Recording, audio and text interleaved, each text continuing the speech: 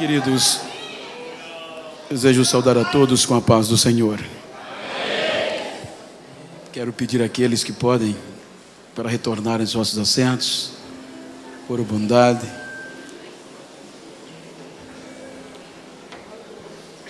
Onde já lemos e ouvimos a leitura oficial.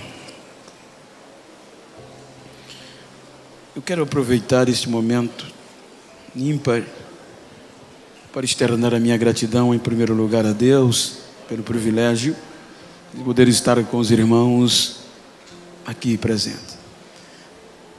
Ao pastor Antônio Linhares, pelo espaço, obviamente que sem a aquiescência dele, não estaríamos nesta conferência.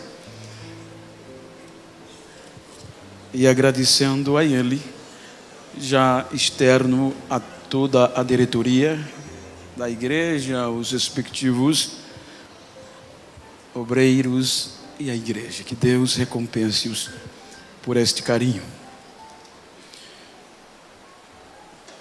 E aos nossos amigos,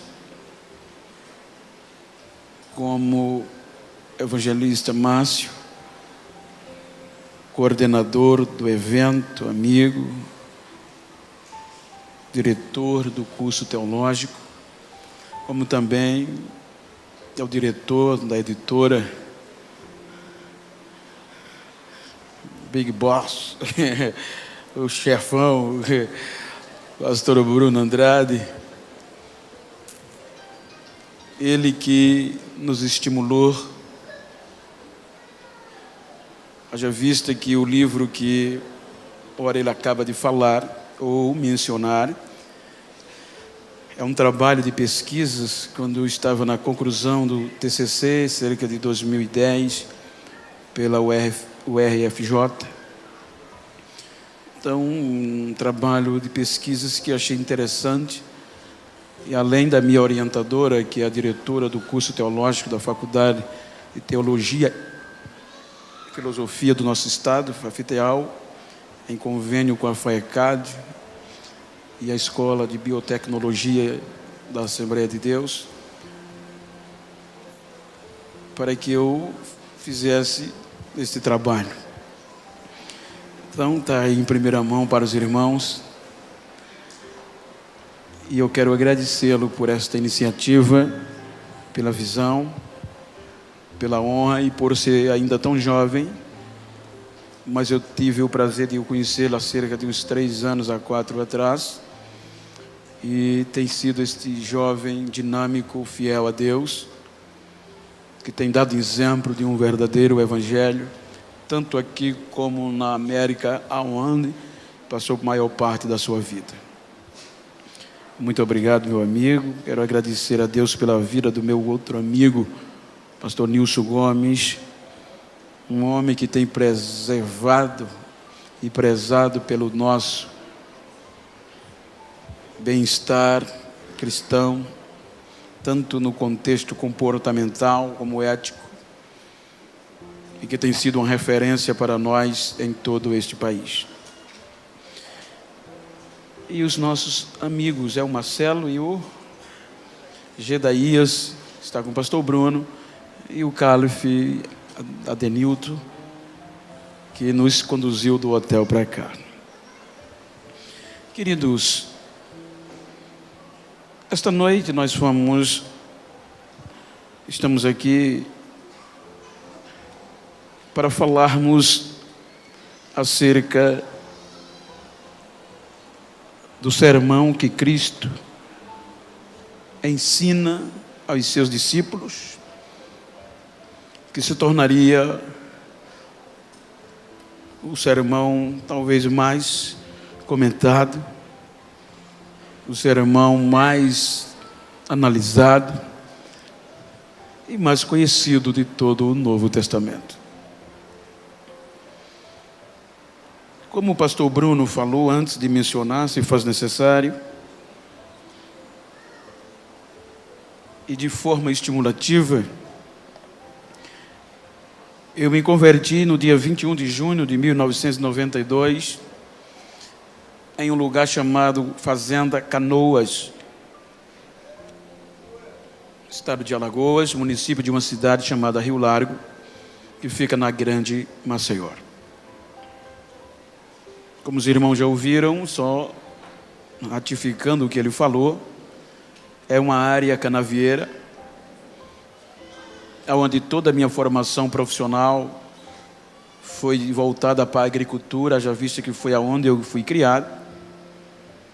E a minha carteira tem uma ficha profissional de 32 anos em uma só empresa.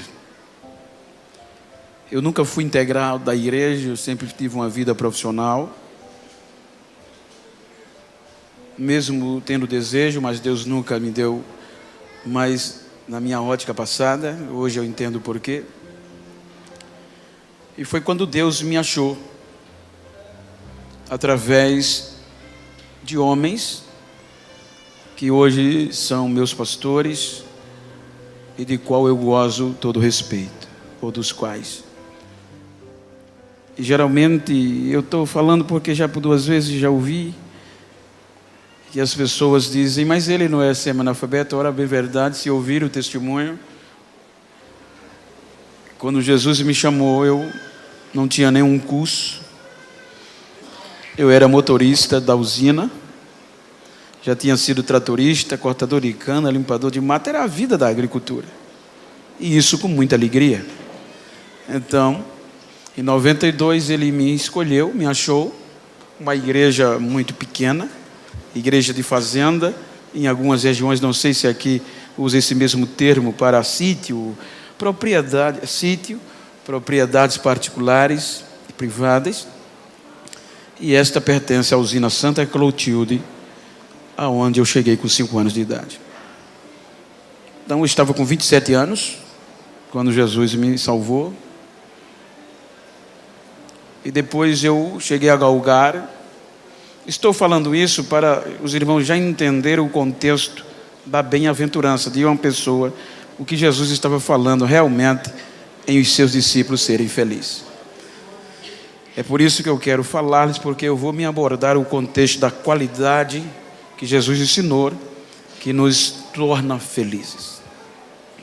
Então foi quando, do nada, de uma reunião de 5 S's, de qualidades, o representante da empresa pediu para que nós fizéssemos uma tarefa e eu participei, e ele chamei a atenção dele por uma tarefa que eu fiz na reunião. E daí para frente ele falou de mim para o meu patrão, que hoje é um dos grandes amigos, uma família tradicional muito rica, da qual eu, através deles, Deus me deu a probabilidade de me tornar uma pessoa de confiança, tendo cargos dentro da empresa elevados, administrativo. E daí foi quando eles próprios começaram a motivar-me a estudar. Então, a minha vida era sair de casa às 5h30 da manhã, trabalhar 6 horas, isso já com 8 anos de crente. Mandava o carro, como eu já tinha autoridade, já era alguém na empresa, o motorista ia pegar minha esposa, me pegava no emprego e a gente ia para o culto, que eu já pastoreava a congregação. E do culto, voltava à meia-noite, quando não tinha aula. Quando tinha aula, do emprego mesmo, eu ia à noite estudar. Estou dizendo porque existe iniciativa, existem histórias que se não conta em uma pregação, nenhum testemunho. Então é quando fica uma motivação para os jovens. Eu digo porque eu encontrei, eu recebo ligações de vários lugares do Brasil, de algumas pessoas que ligam, e isso é bom, isso é muito bom, desesperados porque ainda não encontrou, ainda não se tornou alguém no contexto da pregação do Evangelho. E aí eu pergunto, quantos anos você tem? 16, 17, 20? Então é hora de estudar e de trabalhar, né, irmão? Para os acontecimentos portados nesse conceito. Então vamos ministrar de forma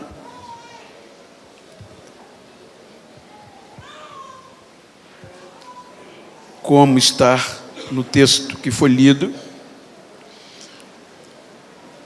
E eu quero ler só um versículo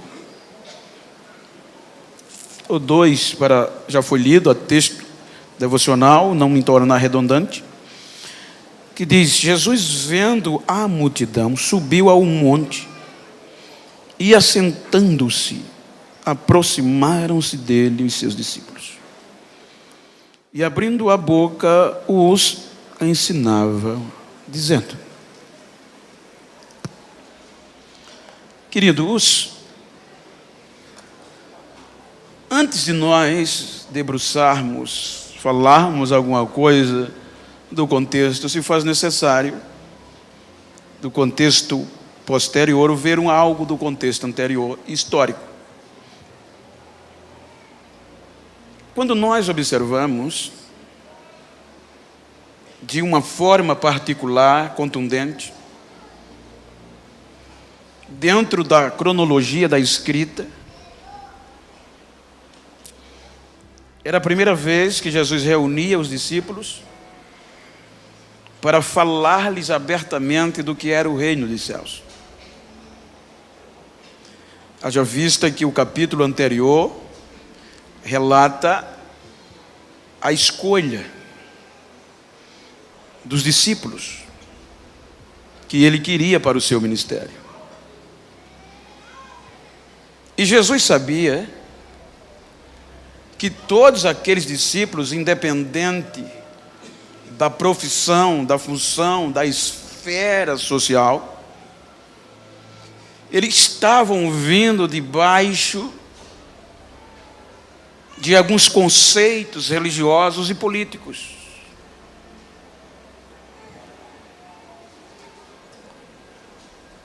Então Jesus, diz o texto, que ele teria dificuldades para difundir o seu propósito se os seus discípulos não tivessem uma mente esclarecida para o confronto que posterior viria a ser.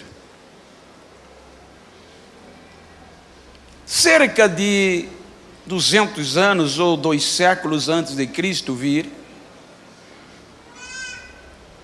diz a história que surgiram alguns grupos políticos e religiosos dentro do povo judeu.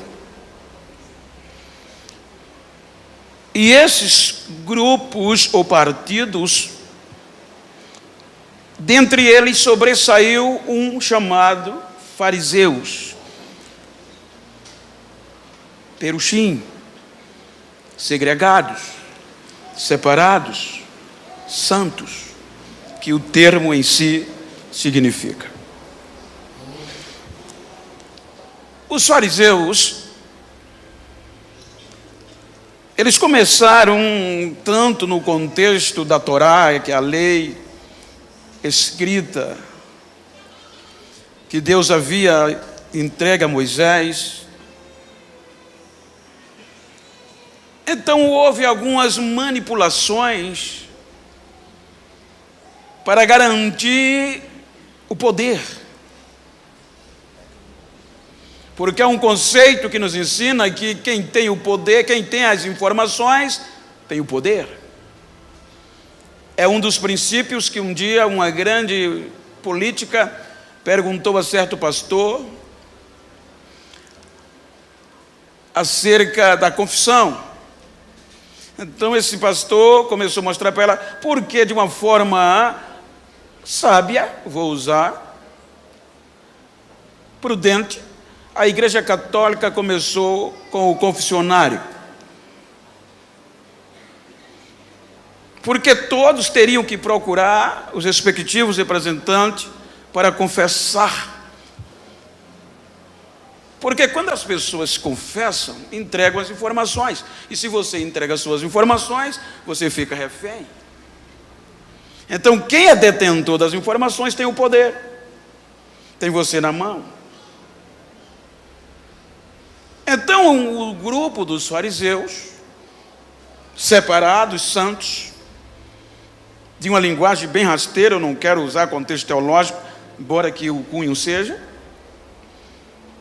eles começam a manipular a lei escrita, e aí advém também o contexto da lei oral, das quais eles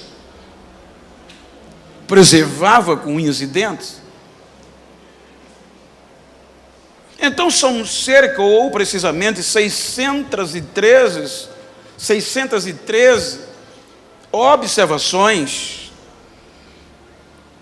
que este grupo, para angariar a confiança do povo, o poder e um contexto político e religioso,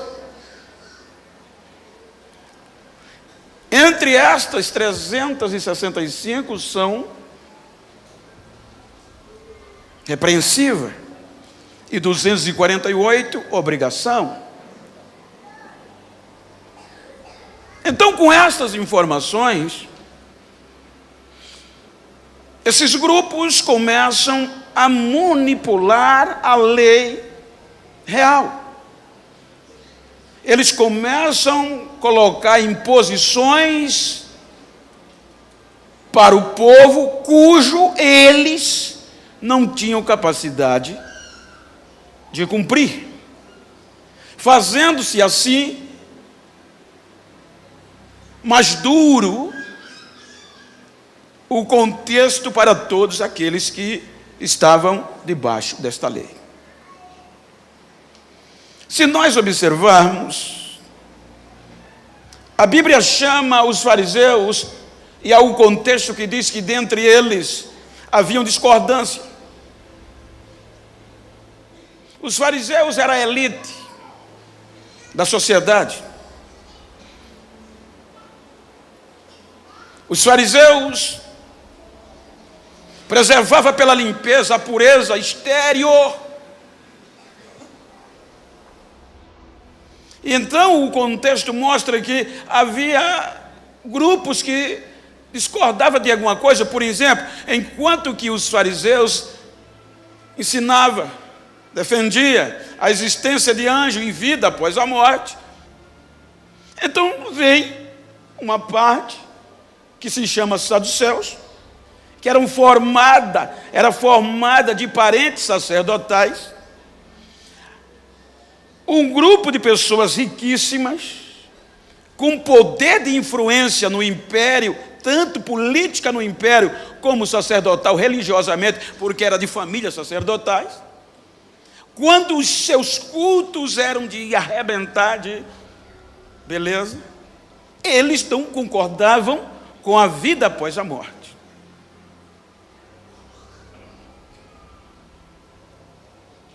Então havia algumas discordâncias, e tudo isso o povo era submetido a observar, de um respeito que a Bíblia diz que estes grupos se elevaram tanto o conceito do povo, de que o povo os via como separados, santos, que o texto nos mostra que o povo chamava-os de meu Senhor, ou meus senhores, ou Rabi. Veja que este grupo ganhou a confiança e a admiração do povo pelas normas implementadas, e o povo era ensinado por repetições.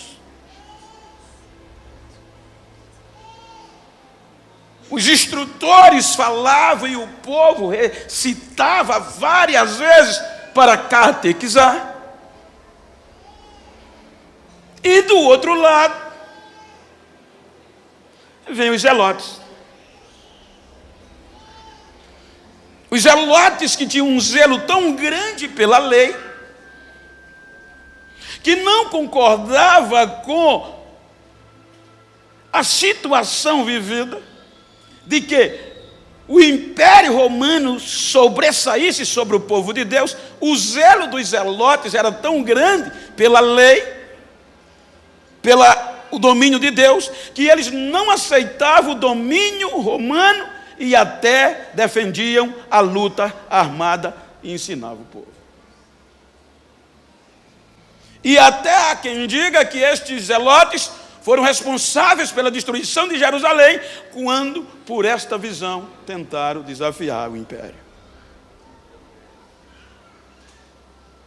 Já os essênios eram complicados. Os essênios não concordavam com o tipo de culto que os judeus faziam por meio de sacerdotes já envelhecidos. Então era este grupo que, além de não aceitar, defendia uma pureza econômica, abstendo-se da riqueza e dos presentes, e até para cultuar, cultuavam fora separadamente. Porque para eles a pobreza era símbolo de limpeza e purificação. Aí agora observa um povo viciado por estas normas, onde tudo era em termos de ritual e limpeza externa, que era o que esse grupo ensinava, que era formado. Enquanto que os escribas compilavam e ensinavam tanto a lei escrita, como também a repetitividade e as vãs repetições que posteriormente é falada na Bíblia ao povo. Então o povo estava debaixo de normas que mostravam que o exterior, a conduta intelectual, aproximava o homem de Deus, e aí eles manipulam a lei verdadeira, que não é a minha área, eu acho que não está no meu contexto, que posteriormente alguém pergunta a Jesus, qual é o dos maiores mandamentos? Que nem isso ele estava ensinando, mas porque tinham vários normas, adendos, que fazia com que o povo estivesse, e o povo, como é o povo, não é verdade? Submete-se e tem-os como respeito de santidade, representantes da lei de Deus. Aí agora Jesus vem, e veja que está no meu contexto, que ele diz aos seus discípulos posterior, eu não vim destruir a lei, que a lei é boa. Eu vim cumprir. E veja que nas 10 bem-aventuranças, ou 9, por aí, bem-aventuranças, 9 bem, que o contexto bem-aventurado, feliz, bem-aventurado, essas que estão aqui, é o que Jesus quer mostrar, a verdadeira felicidade, em detrimento do comportamento, não da lei, mas do comportamento do grupo responsável para falar, para viver a verdadeira vida de um santo, de alguém que tem comprometimento com Deus. Aí o contexto mostra que Jesus começa a pregar o Evangelho. O capítulo anterior, o capítulo 4, mostra que ele começa a chamar, formar o grupo de confronto. Porque se nós observarmos, a igreja já nasceu confrontando. Aí a fama de Jesus, diz a Bíblia, começa dizendo, e a sua fama chegou na Síria, fora do contexto judaico. Aí a sequência diz que da Síria chegou que multidões ouviram falar desse Jesus que estava fazendo coisas extraordinárias.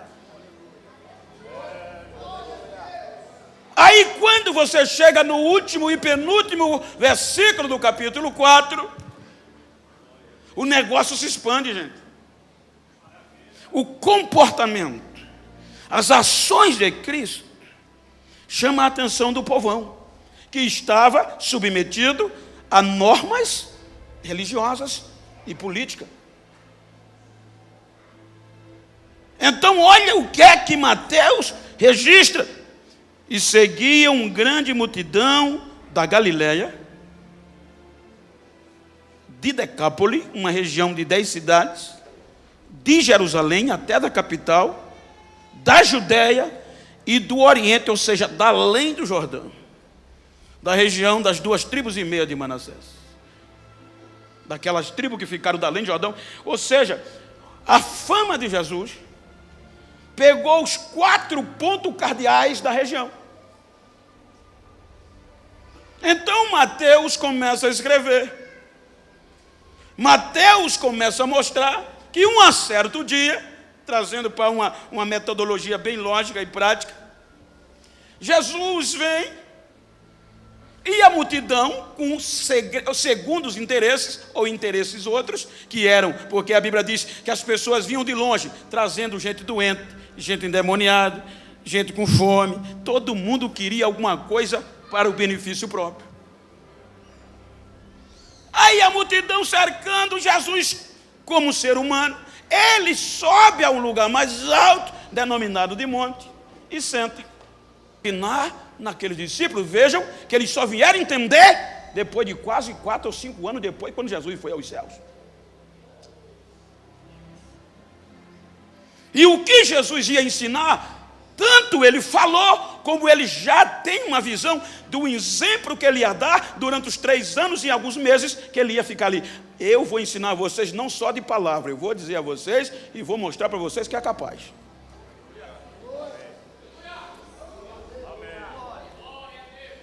E olha quem registra, gente. Mateus é o único que registra isso aqui com a visão presencial, ocular.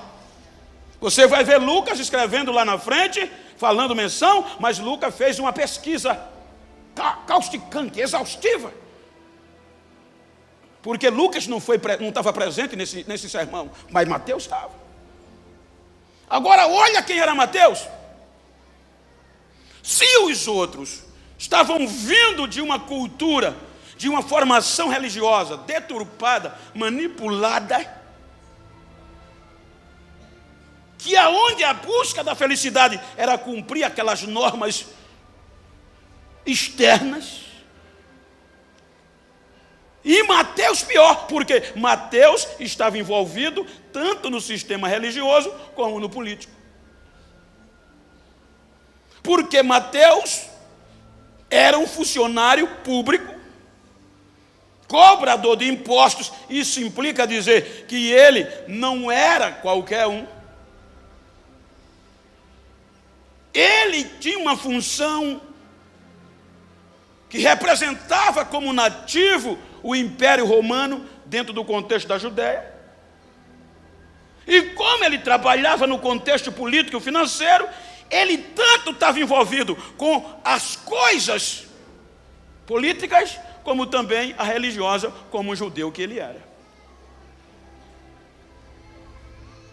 Então, quando Jesus senta e começa a ensiná-los, veja que todas estas bem-aventuranças é um contra-ataque, os ensinos das normas desses grupos.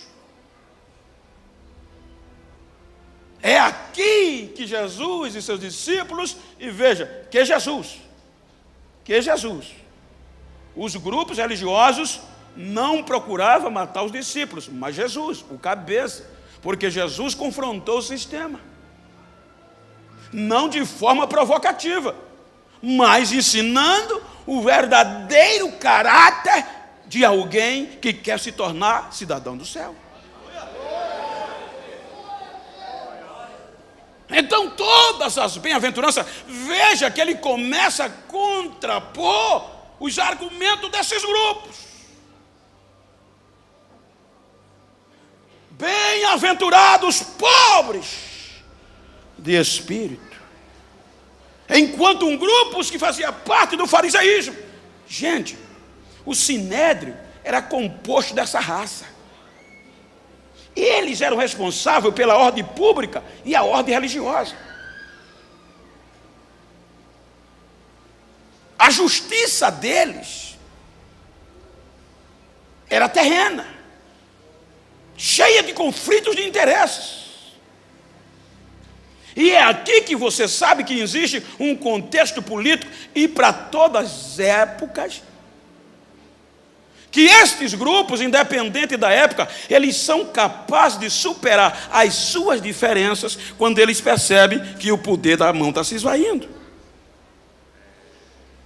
Aí é por isso que você vê, o partido fulano fez aliança com fulano, o partido está da situação, o outro é da oposição, depois muda de novo, é conflito de interesses. Então, quando esse grupo viram que Jesus veio e o povo estava saindo das normas e andando, ouvindo Jesus falar, aí eles unem as forças para quê? Nós temos que acabar com esse rapaz aí, gente. Esse rapaz vai tirar o povo da mão da gente. E tirando o povo da mão da gente, vai-se embora o poder. E se tirou o poder, acabou.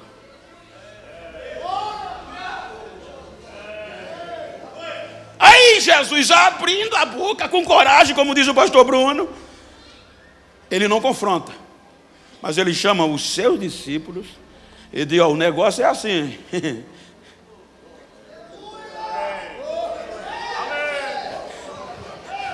Estão prontos? Eu vou ensinar a vocês o que é a verdadeira felicidade. Aí ele começa dizendo: bem-aventurados os pobres de espírito, porque deles é o reino dos céus. Enquanto o grupo essênios compunha também o contexto do sinédrio, do fariseísmo,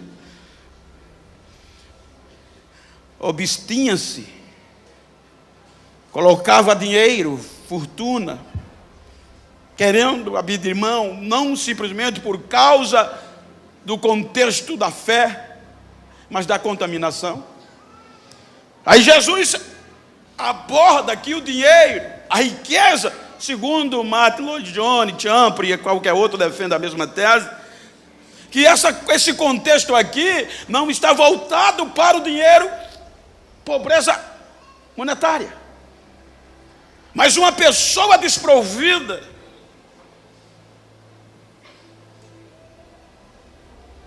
de orgulho, uma pessoa desprovida do que aquele grupo havia, ou os fariseus, ensinado dentro da norma.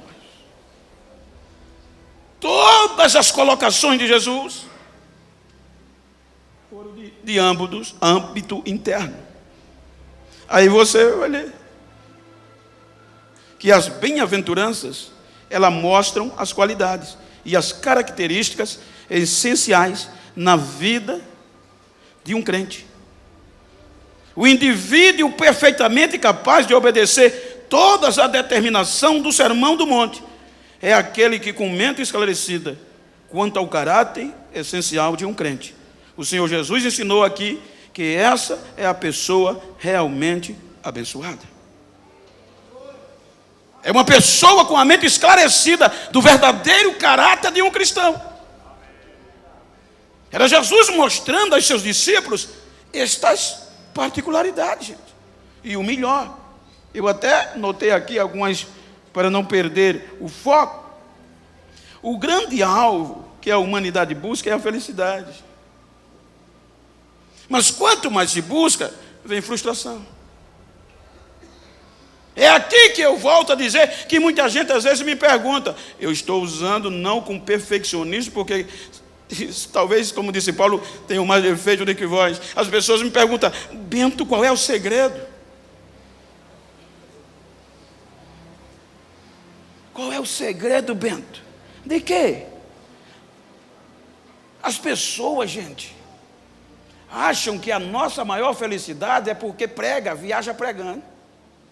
Quando eles pegam o meu celular, que vê em um mês cerca de 40 voos em um mês, Bento, como é que 2 vezes indo para a América em um mês, a maioria na Europa? Outro dia, alguém começou a deturpar-me. Ouviu o meu testemunho, uma grande personalidade, E veio o pastor Linhares publicar, mentiroso, sensacionalista. Aí um pastor, eu estava até na Suíça, Davi, marido da cantora Sara Farias, me procurou. Vou usar o nome porque é um filho para mim. Disse: Bento, olha aqui o que Beltrano, o que fulano publicou, Bento. Tu não vai fazer alguma coisa? No outro dia, tinha mensagens no meu WhatsApp de juízes, advogados. Bento, quer que a gente faça alguma coisa? Eu disse: não. Vocês estão pensando que a minha felicidade é porque eu viajo e eu prego?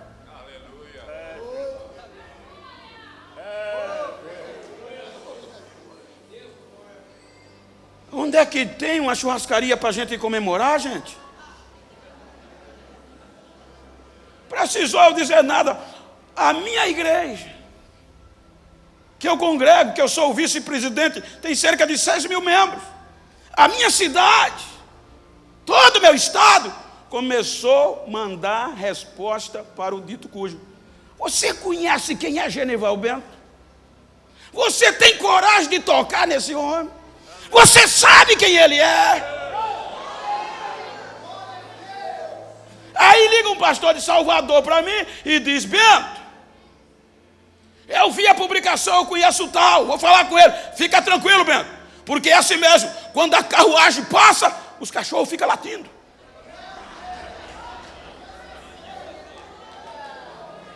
No outro dia desapareceu até hoje.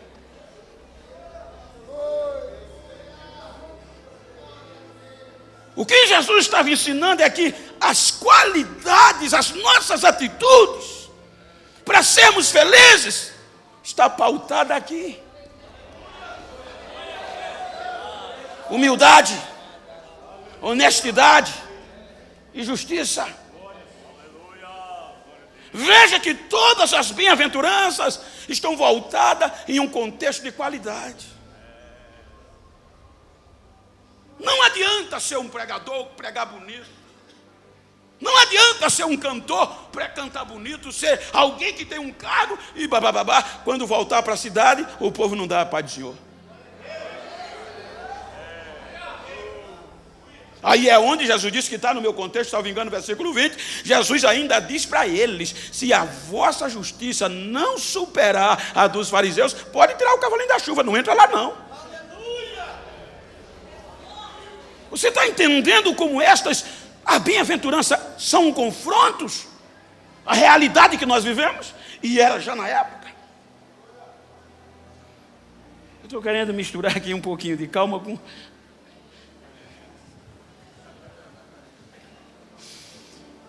Aí a gente vê. Primeiro, todos os crentes devem ser assim. Quando lemos as bem-aventuranças, descobrimos como todo crente deveria ser. Aqui não mostra a qualidade de alguns, excepcionalmente de outros, ou virtudes. Descreve todos os seguidores. São qualidades de caráter de todo crente. A excelência na piedade cristã são distintas a todos e não apenas a alguns. Você está entendendo a seriedade do caso? Você sabe as bem-aventuranças, eu não vou ler detalhadamente, mas todas elas estão voltadas para aqui. Ou seja, fulano é humilde demais, é pobre de espírito, mas não é manso, pode tirar o cavalinho da chuva. Fulano é manso, mas não é um apaziguador, pode tirar o cavalinho da chuva, não entra não, está aqui. São todos isso aqui tem que ser nenhum crente, não pode, uma e outra não. Não, já que eu sou manso, eu sou tranquilo, não esquenta a cabeça, aí eu posso também ser orgulhoso. Vai ficar do mesmo jeito. Ele fala de qualidade, é sério, gente. A conferência não é para a gente falar em língua simplesmente e nem pular aqui, não. É sério, trazer a realidade do comportamento de um cristão. Pastor Nilson é testemunha. Pastor José Antônio dos Santos, nosso pastor presidente de saudosa memória. Do interior, Palmeira dos Índios, sertão do estado de Alagoas. Pobre, uma linha debaixo do braço para engraxar sapato, para sustentar a família.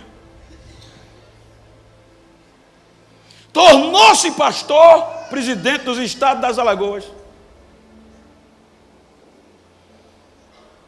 Foi primeiro vice-presidente das Assembleias de Deus no Brasil.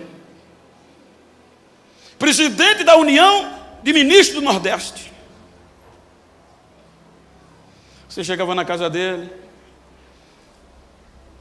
a malinha de engraxar estava lá. Mas pastor, não. Quando eu penso que eu sou besta, eu me meto alguma coisa, eu vou engraxar o sapato de novo.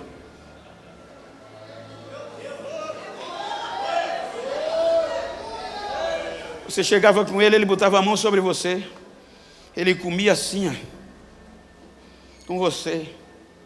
E você ficava, meu Deus, como é que pode? Um homem que tinha uma mansidão tão tremenda, por essas qualidades, a gente podia dizer que ele já entrava no céu, mas ele tinha uma mansidão tão grande que ele ensinava irmãos. A reunião estava pegando fogo, ele chegava, levantava a mão, apaziguava e a gente saía chorando. Um homem que tinha um senso de justiça tão tremendo que ele ensinava: quando vocês forem tirar uma fruta, se vocês puderem usar a mão, não use a vara para não derrubar as folhas.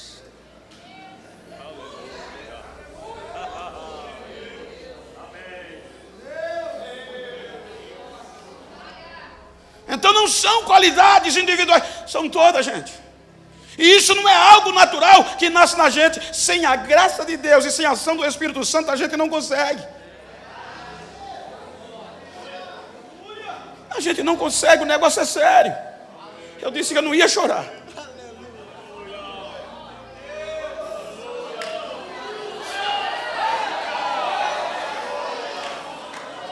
O negócio é sério, gente. Veja que foi tão sério, gente, que Mateus escreve usando sempre o Antigo Testamento. Enquanto Jesus estava com eles, eles não entenderam isso aqui. Isso vai se tornar público há mais de quase 60 ou mais, poucos, depois desse acontecimento, gente. Então o que o Senhor quer dizer? Feliz a gente que ainda dá tempo em enveredar por isso aqui. Felizes somos nós que temos a oportunidade de nos endireitarmos, de confrontarmos. São todas as bem-aventuranças. Ele não disse os 12, João, seja manso. Pedro, tranquilo, usa a justiça. Mateus, seja humilde. Todas para todos. Foi nesses pormenores que os discípulos se assustavam. Senhor, assim está difícil. Quem vai poder se salvar? Aos homens é impossível, mas para Deus. E ele conseguiu. Veja que toda a vida dele foi pautada nisso aqui: humildade, justiça. Em toda a história de Jesus, me permita, os estudiosos me corrijam se eu estiver errado. Nos 3 anos e meio de Jesus, literalmente, óbvio que aconteceu, mas ninguém conseguiu registrar. Jesus sorriu.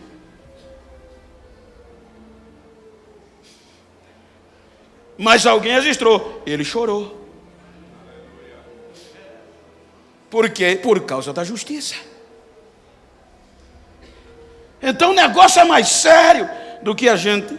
Segundo, espera-se de todos os crentes que manifestem todas estas qualidades. Essas qualidades não são só esperadas de um só crente ou de um só grupo, mas todos têm que observar as bem-aventuranças. O Evangelho é capaz. Há um escritor que, salvo engano, mas o nome fugiu, ele diz o seguinte, não sei se foi Martin Lloyd Jones, que um dos homens de maior empáfia, de maior orgulho, de maior vaidade, era John Wesley. E o Evangelho pegou ele e tornou ele no que ele foi. Então não é impossível. Jesus conseguiu, os discípulos conseguiram ser felizes em uma visão para dentro. Terceiro, vamos pular essa parte aqui, e eu quero me ater nesses últimos minutos no texto do versículo 8. Bem-aventurados limpos de coração, porque eles verão.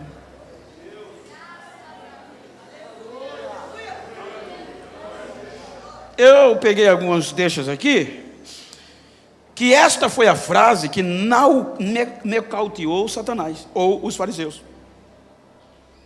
Porque enquanto os fariseus preservavam, ensinavam, e tinham a preocupação do exterior, até de copo e tal, eles se esqueciam de dentro. O que contamina o homem é o que vem de fora. Aí Jesus chega como o senhor e como eu e outros que dizem, não, o que contamina o homem é o que vem de dentro. Porque o que entra e sai.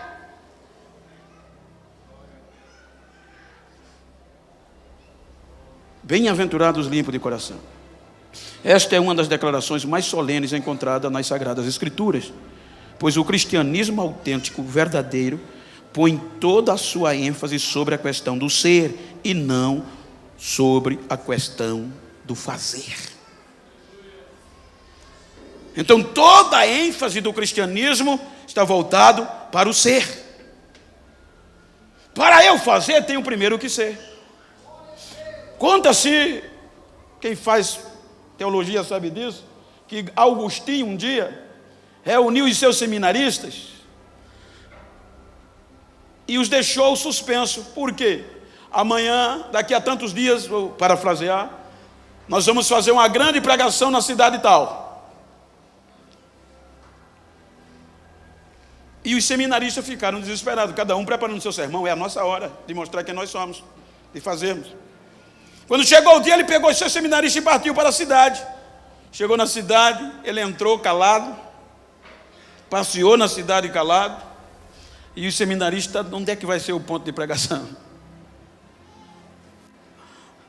Não tem hora, isso eu já passei, eu passo e vejo, que às vezes a gente está no culto, mas com aquela vontade de pregar, de rachar, né, irmão? E às vezes volta para casa e o pastor não dá. Eu imaginou que ele saiu, e Agostinho saiu da cidade, foi embora e ninguém pregou. Então houve uma suspense. Mestre, por que nós não pregamos? E ele disse, hoje vocês pregaram a melhor pregação que vocês podem pregar na vida. Mas ninguém falou. Vocês viram quando a gente passava, como o povo olhava para a gente? Como o povo sabia quem era a gente, reverenciava a gente.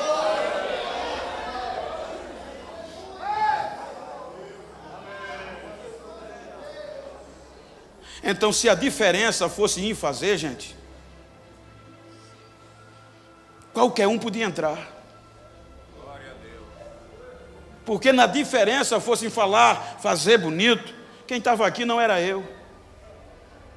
Talvez Fernando Collor fala bonito. Talvez um político qualquer que fala bonito, tem oratória. Se fosse para fora, não sei. Quem estava naquele teclado, talvez fosse uma grande cantora da música popular brasileira. Mas bota uma moça dessa da música popular brasileira, bota ela aí nesse culto. Bota um político aqui para ver se ele não vai tremer. Agora, por que a mocinha não treme e canta feito uma cigarra bonitinho? Por que o neguinho aqui não treme? Porque vocês sabem o que está dentro de mim.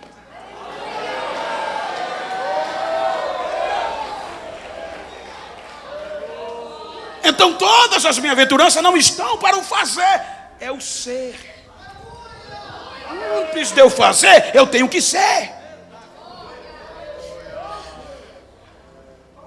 O Evangelho destaca aquilo que eu e você somos na essência, e não aquilo que podemos realizar. O crente é alguma coisa antes de fazer qualquer coisa. Precisamos ser crentes antes de agirmos como crente. antes de agirmos como crentes, precisamos ser crentes. Era isso que Jesus estava ensinando nas bem-aventuranças. É por isso que esse sermão é muito contundente, que Jesus vai no âmago da alma. Veja que ele não fala sobre a cabeça, o intelectual. Bem-aventurado o sabidão. Bem-aventurado os que falam bonito, nada contra. Quanto mais falar bonito tendo limpo o coração, melhor ainda. E infelizmente é o que a gente está vendo hoje. Não generalizo, mas nós estamos perdendo a essência.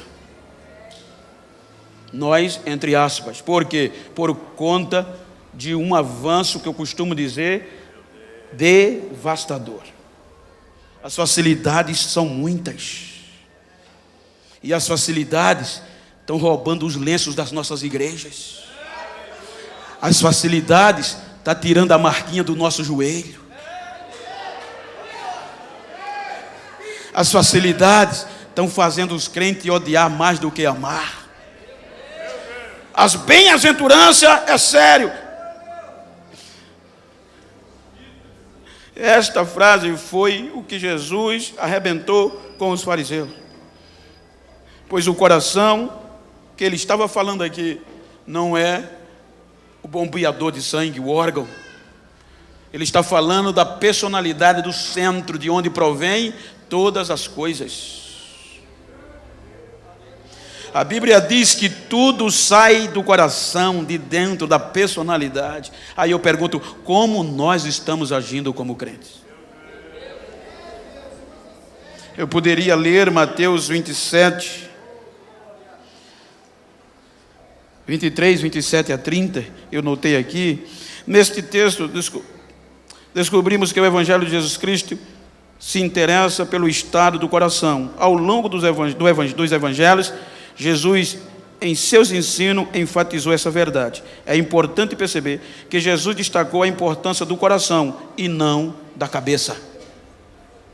E onde muita gente está andando atrás é da questão da cabeça, mas Jesus enfatiza o coração. Quero concluir mostrando-nos que o coração procede em maus desígnios, homicídios, adultérios, prostituição, furto, falsos testemunhos, blasfêmia. Está no meu contexto, Mateus 15, versículo 19. Depois você vai ver isso que está relacionado ao coração, onde a Bíblia diz que tudo isso provém do coração. Ou seja, o segredo está dentro, não está fora. As bem-aventuranças para os discípulos era porque eles vieram de uma cultura religiosa aonde os fariseus ensinavam que o segredo estava fora e não dentro. Os irmãos estão lembrados que Jesus disse assim a eles: ai de vós, escribas, que era o grupo como um todo. Fariseus eram os doutores, gente, eram os homens que compilavam, os homens que entendiam da lei. Vocês estão preocupados com o lado de fora. Foi Jesus que disse. Está aqui.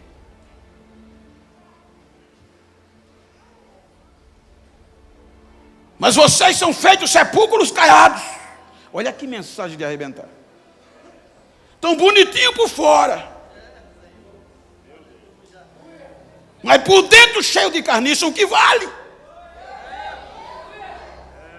Vocês estão semelhantes a alguém que sepulta alguém, faz a tumba bonitinho. Jesus falando para esse grupo, pinta, bota flores, bota até crucifixo e tal. Quem vê de fora diz, mas que coisa linda, mas dentro, quem tem coragem de botar a mão?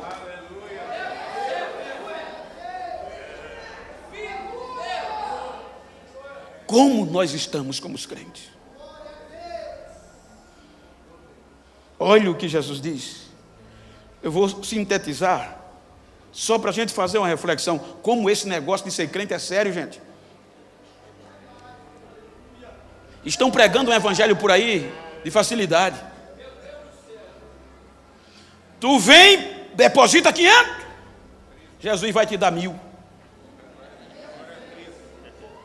Não é isso? É trismo, não é mais dízimo, é trismo. Se tu vem com 2.000, Jesus vai te dar 5.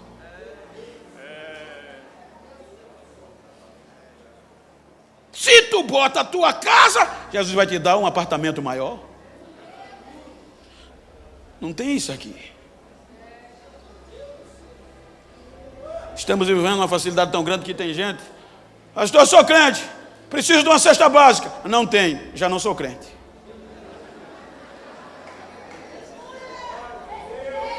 Eu digo porque eu vivo isso, gente. Eu sou pastor de igreja. Outro dia eu estava no gabinete, a irmã entrou revoltada: pastor, eu não vou congregar mais nessa igreja. Por quê, minha irmã? Porque ninguém gosta de mim, pastor. Irmãs, quantos membros tem a nossa igreja? Pastor, 600. Quantos irmãos não gostam da senhora? Temos 3. Esqueceu 597.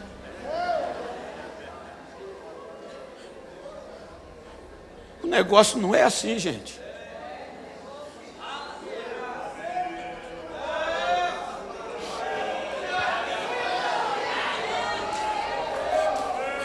Olha só, resumindo, como é sério.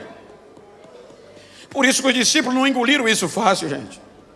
Mas ele disse: se vocês não fizerem assim, não entra no reino do céu, não tem jeito. Quem de nós, bem-aventurado, feliz são vocês, quando vos injuriarem e disseram todo mal contra vós, por causa do meu nome. Aproveite e faça uma festa, porque assim perseguiram os santos profetas que foram antes de vocês. Mas quem de nós, até uma mensagem pejorativa que a gente vê no Facebook da gente, mesmo a gente não tendo culpa, aflora a raiva.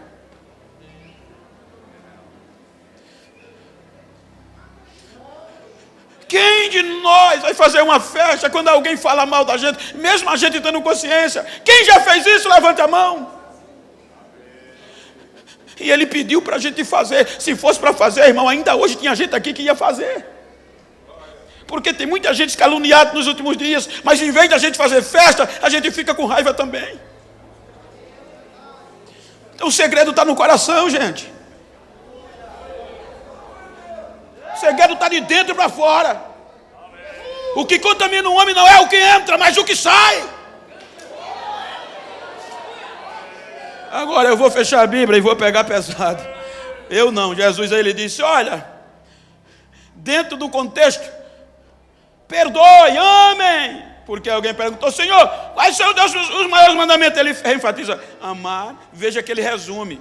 Ele tira todas as normas, todos os rituais que Moisés tinha passado, a lei escrita para o povo, e a oral lá em Deuteronômio como segunda lei. Mas aqui os manipuladores ensinavam diferentes. Aí ele confronta: perdoe uns aos outros. Se alguém vos ofender, se alguém bater na face direita, olha como é sério. Se tu vier para o culto, traz a tua oferta. E se tu lembrares que ofendesse alguém, ou alguém, vai, deixa a tua oferta, não bota não. Volta, reconcilia-te primeiro e depois vem. Quem vai ter coragem de botar a oferta? Quem vai ter coragem de jogar a oferta? Fique de pé, por favor. 9 horas, passei 2 minutos. Me perdoe, pastor.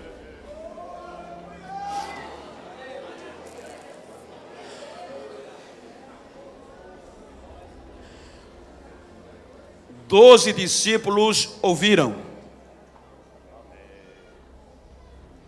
Cerca de 60 anos depois, Mateus registra. A cobrança para os discípulos talvez fosse menor,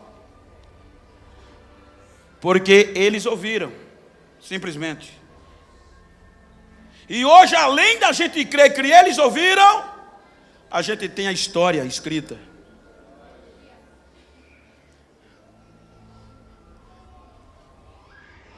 Então aqui está o segredo de entrar no céu. Veja que ele começa dizendo: deles é o reino do céu, e termina dizendo, fechando com a mesma expressão. Lembrou que tem alguém que está com dias que não dá a paz do Senhor por algum motivo?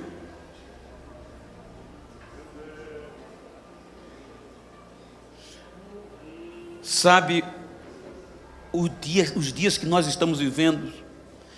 Outro dia eu fui pregar, veja como, aonde nós, entre aspas, estamos. Outro dia eu fui pregar em uma vigília bem conhecida do Brasil, chamada Bom Samaritano. E na minha retaguarda tinha o pastor de renome que marcou a sua geração, marcou a minha e ainda marca até hoje, chamado Napoleão Falcão. Então, como eu era o pregador convidado, o pastor literalmente passou para mim: irmão, na lógica que a gente aprendeu dentro da Bíblia e dos nossos pais, o senhor teria coragem de pregar com um homem daquele sentado atrás de vocês? Não só pela palavra, mas pela história. Automaticamente eu agradeci, honrei, e como eu aprendi na Bíblia, eu disse: eu não sou digno dessa honra, tendo na minha retaguarda uma personalidade. Pastor, a honra é do Senhor. Irmãos, ele aprendeu do mesmo jeito, agradeceu e passou para mim. A igreja ficou de pé e aplaudiu. Com uma semana depois, o meu menino disse: pai, o que foi que o senhor fez que viralizou na internet? Fuxico gospel, não sei o que, está todo mundo falando. O quê?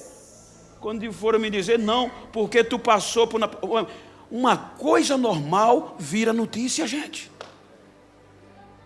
Isso é o básico. O básico hoje está virando manchete.